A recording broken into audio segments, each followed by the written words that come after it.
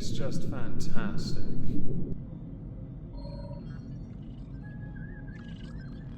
Hello everyone, welcome back to another video. Recently, Shantel went onto Lolcow Live. It was on this channel, we put clips of it up, and there's been some interesting fallout. From Shantel's cope, people working out how she managed to get on in the first place, although I should have featured that in the first video. She became a member. Here's the image of it. Yes, they were auditioning for people, and she got voted a big no by Tina, who is the one guaranteed host of Lolcow Live Queens. Well, Shantel put out a video detailing her experience of it, which I can summarise with the word cope, but of course we need to hear it from her heavily filtered face's mouth. So, I was on Lolcow Live panel yesterday, and I thought I would talk about that. So, Lolcow Live is a live show consisting of panel of lolcows. In the Lolcow Live show, it has Boogie2988. In case it wasn't obvious enough, Shantel is what appears to be reading from a statement.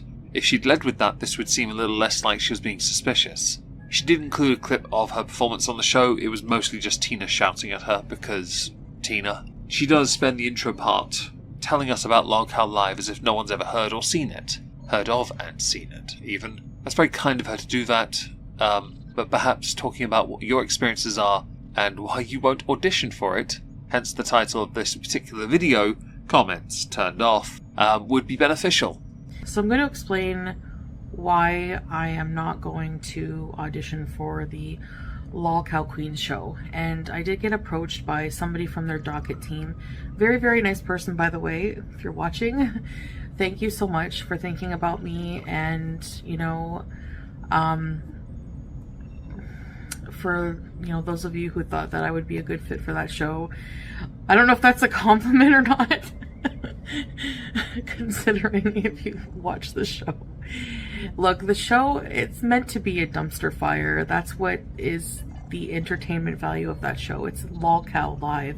It 100% would be a compliment because you are, by definition, a dumpster fire. It's why you are vastly more difficult to compile an end-of-year review on than Amber. Unfortunately for me, I get nowhere near the level of views I can get for the end-of-year reviews on Amber, which is a shame really, because I spend far too much time on you. I may well scale that back next year. I lost too many weekends, okay? It is a compliment though, back to the point, that you would be a fit on a show that is designed to bring out the worst, stroke the best, in everyone.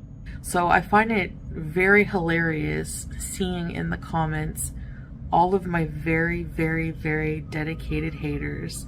I see you. And, it's the same one since I started my channel, all just really trying to ruin this opportunity for me, any opportunity they can. You say ruin this opportunity for you. You were voted as a no. You can say you won't audition as a form of cope, but they resoundingly voted not to have you as a host on the show. I think you and Becky Boop, are a huge no for the show. I didn't even realise Becky Boop was still around, by the way. I didn't think she was as much of a lolcow as you are. And they don't realize that they're just promoting me more. Like, the more messy you make me seem, the more outlandish you make me seem, the more that's going to pique interest for the show. I would like to cite my end-of-year reviews as evidence that your haters play very little part in this. Some within the world that brag about being good at dragging people because they're insecure as feck, they may well have a say on that, a claim to that fame, because you need them as much as they need you. They can say otherwise, but you all need each other, don't try and deny it. In this instance, it's entirely because, and the end-of-year reviews are a great example of it, go watch them, you are a mess, and you dig the holes for yourself.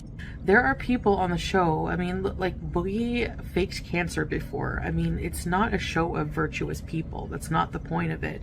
Which is why you, Shantel, would be, Mariam, Beautiful Me, Big Beautiful Me, Beezer Productions would be a fantastic fit for that show. Give it 5 years, and you may well find some of those haters, if they ever reach the echelon of success you have, let's say the sub-mark at the very least, right? They may well end up on that show as well. And you can be a co-host together, where you may well become the bestest of best friends. Too idealist? Was it too sensitive a subject to say that? Don't mind me, I'm just going to sit back and laugh at anyone that gets offended by it. My point is, if you're looking for a panel of angels, you're not going to find it on LolCow. And if you did have very virtuous people on there, people would be bored and not watch. And that's a fact, okay? You're almost making this sound like an advert for why you belong on that show.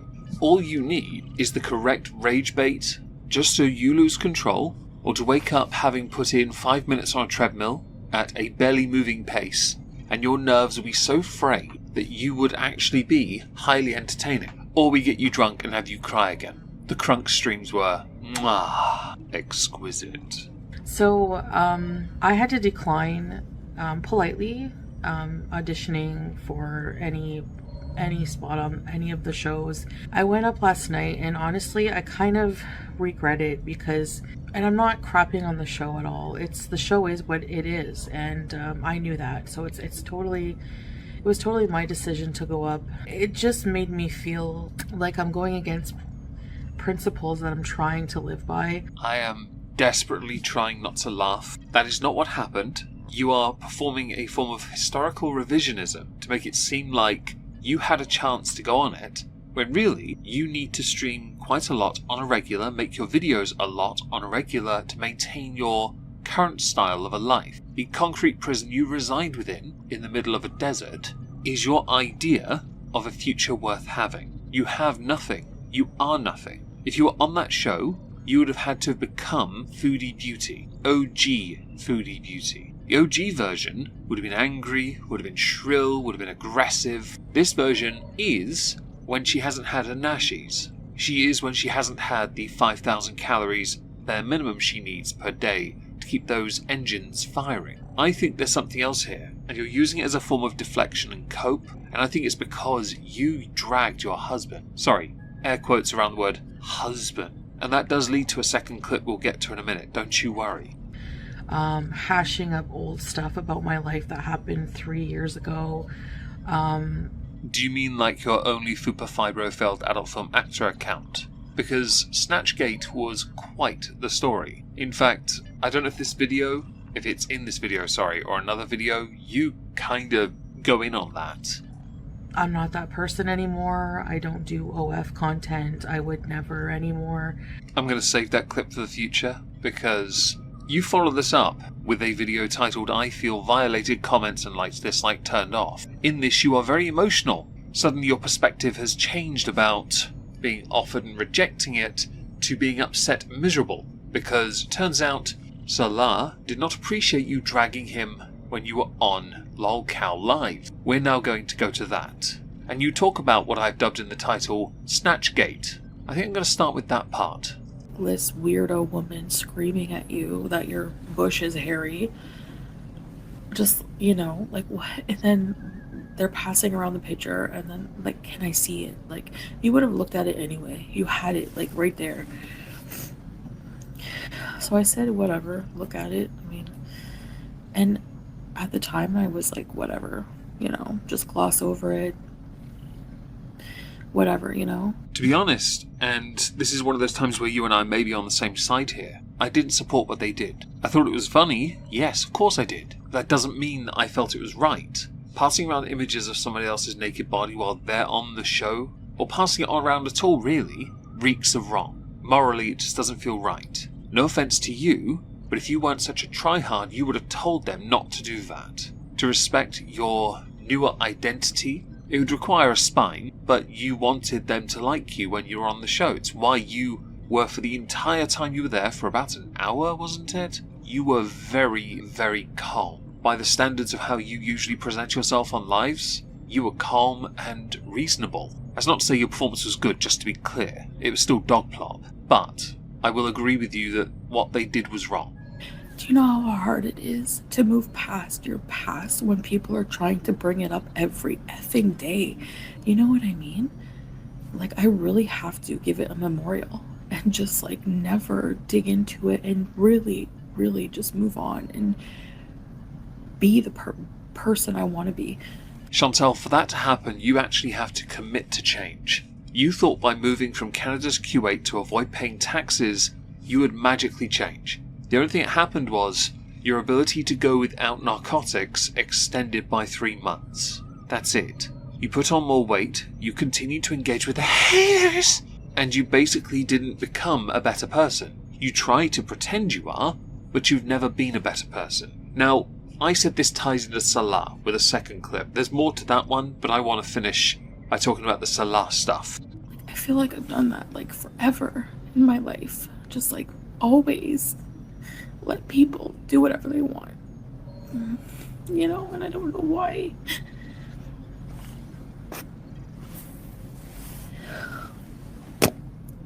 Lanky Marie, welcome to Fair Lord Beasters, ready set bees. None of that's factually correct. I'm sorry, I had to insert this clip before we got to the Salah references because I forgot about it. Sorry. No. And that's why I feel mad at myself for allowing that, like, people to do that to me. That's, yeah, teardrop. That's another point.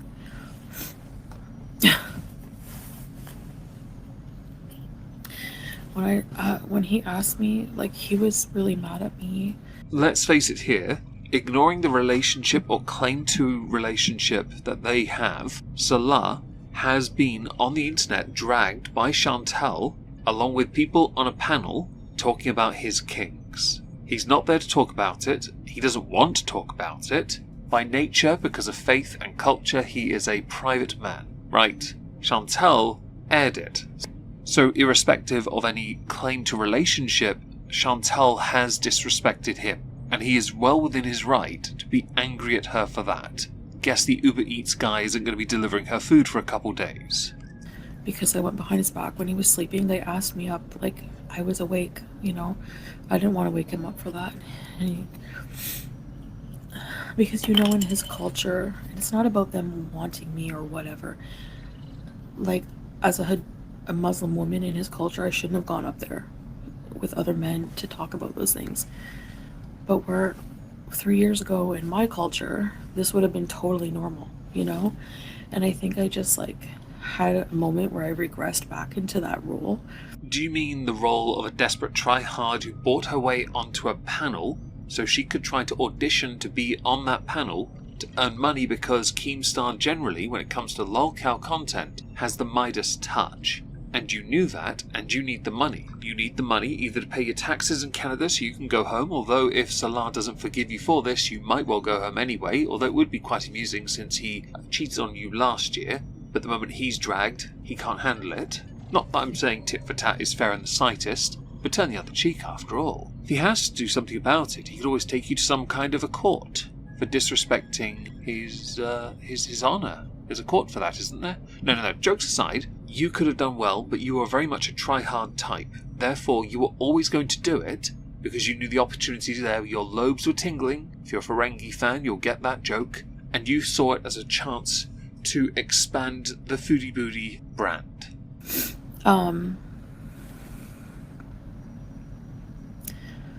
Yeah, Vampira. So, I mean, I was in the wrong for even being up there, number one, and consenting to it, number two. And I think that they just were looking, like, the entertainment of it, I don't know. But it's weird for, like, married men in relationships to look at that. You know? Like... You being angry about your own choice to waste your money to try and do something to elevate Foodie Beauty as a brand, maybe even the Salah and Shantel channel, with a cash injection that would have come from appearing on a show where all you had to do was let go. Because you aired a thing, because you allowed the chat, the panelists, to dictate the conversation because they didn't know much about you, to hyper-focus on your husband. He got annoyed because he wasn't there, he only heard half the story, no doubt saw the rest of the story, realised you disrespected him, got angry at you, and you blame everyone for it. You claim to want to be doing better, be better, say better, act better, but in reality you've never changed.